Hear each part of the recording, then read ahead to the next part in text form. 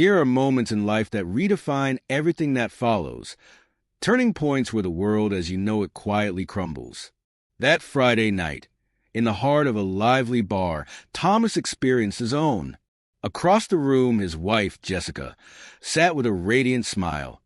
Yet beneath it lay unspoken truths he hadn't yet confronted. Her eyes shimmered, not from the dim glow of the bar lights, but from the touch of another man. In that instant, the trajectory of Thomas's life shifted. Was it an innocent coincidence, or something far more deliberate? As unease twisted inside him, the curtain over a painful reality slowly lifted. But was this merely a tale of betrayal, or was there something deeper hidden beneath the surface? The bar buzzed with energy, laughter, flirtation, the rhythmic clinking of glasses, but none of it reached Thomas.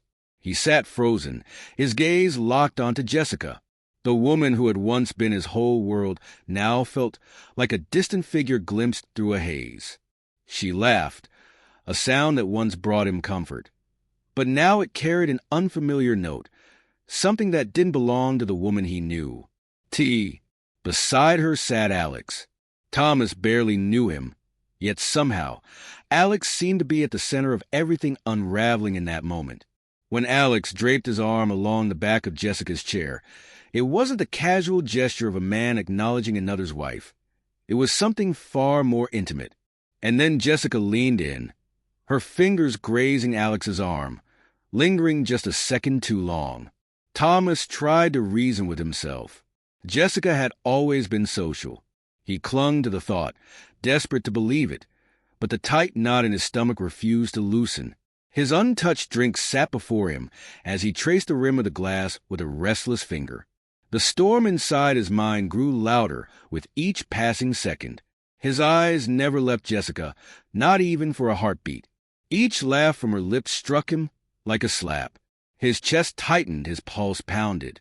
Yet he remained seated, paralyzed by a mix of disbelief and devastation.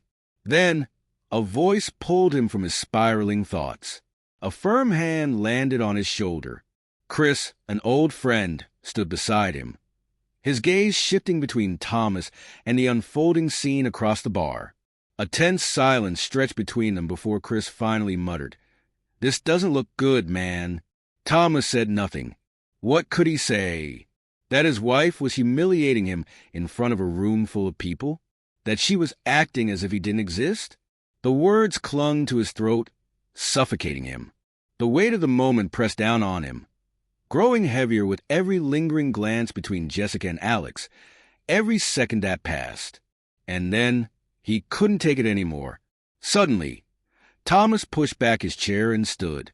A part of him screamed to sit back down, to let it go, but another part refused. He needed answers. He moved toward her, each step deliberate, heavy. "Jessica," his voice was barely above a whisper, yet unshakably firm. For the first time that night, their eyes met. A flicker of surprise flashed across her face before she quickly masked it with that familiar smile. The same smile that had once illuminated his world. But now, it felt like a shield, concealing something far more painful. "Oh, hey, sweetheart," Jessica greeted him, her tone bright and effortless, rising above the surrounding chatter. "You remember Alex, don't you?" Thomas didn't remember Alex. More importantly, he didn't want to. The self-satisfied smirk on Alex's face only deepened the pit in his stomach. "We need to talk," Thomas said, his voice colder now, his composure hanging by a thread. Jessica hesitated, her eyes flickering toward Alex before she started to respond. "We were just—" Thomas cut her off, his tone unwavering. "Now—" She exhaled sharply, murmured something to Alex, then followed Thomas to a quieter part of the bar. "What is it?" Jessica asked, folding her arms across her chest, her posture defensive, as if she were the one being wronged. Thomas studied her for a long moment before speaking. "What are you doing, Jessica?" His voice was steady, but the weight behind his words was undeniable. "You're humiliating me in front of everyone." Jessica narrowed her eyes. "You're overreacting," she replied dismissively. We're just enjoying ourselves. Alex is just a friend, Thomas. Thomas's jaw tightened. A friend? His voice turned sharp. Does a friend place his hand on your shoulder and whisper in your ear? Do you share laughter like that with a friend? Jessica rolled her eyes. You're being ridiculous. Do you always have to be so paranoid? That single dismissive eye roll was the final straw. Paranoid? Thomas's voice rose, frustration spilling over. If this is how things are going to be, maybe you should. He stopped short, the anger draining the words from him, leaving only raw pain. Jessica didn't respond right away. Then, with an indifferent shrug, she turned away. If you're that uncomfortable, maybe you should leave. I'm having fun. Without another word, she walked back to Alex, slipping into her seat as if nothing had happened. Laughter and conversation resumed effortlessly, as though Thomas had never interrupted. Stepping outside, Thomas was met with eerie stillness. The muffled sounds of laughter and music remained locked behind the closed door, but in his mind, the chaos only grew louder. Jessica's voice, her touch, her laughter, all of it replayed on a relentless loop. His hands clenched into fists at his sides as he struggled to steady his breathing, but every inhale only fueled the fire within him. Then his phone buzzed, a message from Jessica. Are you okay? You know I love you, right? Thomas stared at the screen for a long moment before shutting off his phone with a bitter smile. Was this what love was supposed to look like?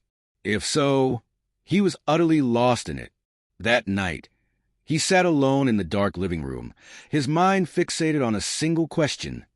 What happened to us? The laughter that once filled his life with warmth now felt like a blade twisting deeper into his chest.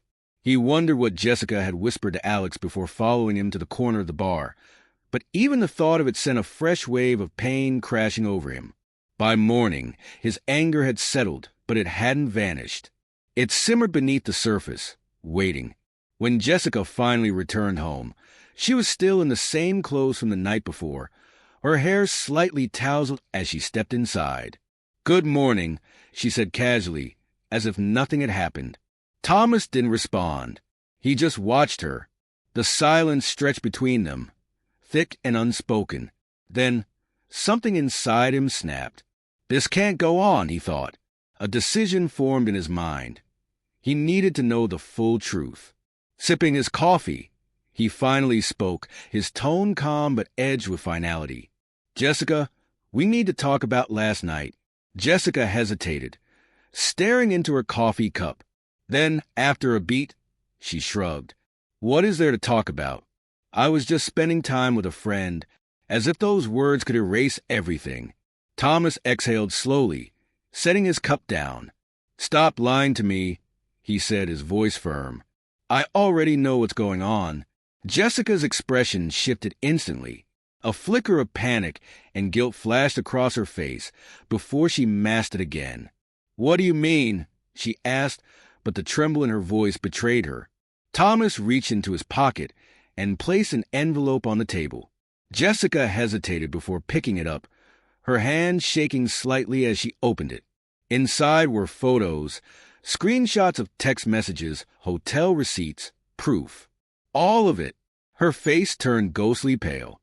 "Thomas, she started, but the words faltered in her throat. "What are you going to say, Jessica?" His voice was laced with restrained fury. That it was just a mistake? That it didn't mean anything? Whatever excuse you come up with, it won't change a thing. Tears welled in her eyes. "I owe you an explanation," she whispered.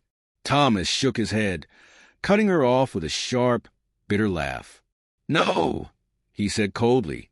"What you owed me was honesty, and you lost that." A heavy silence fell between them. Jessica placed the envelope back on the table, her shoulders trembling as she wiped away a tear. "I love you," she whispered, her voice fragile. "I never wanted this to happen." Thomas felt a sting behind his eyes, but he refused to let emotion take over. "If you loved me," he said quietly, "you wouldn't have done this." His voice was steady, but the finality in it was undeniable. "This relationship meant everything to me. And now it's nothing. Jessica looked at him helplessly, desperation spilling into her words. What do you want me to do, Thomas? I want to fix this. Thomas inhaled deeply before meeting her gaze.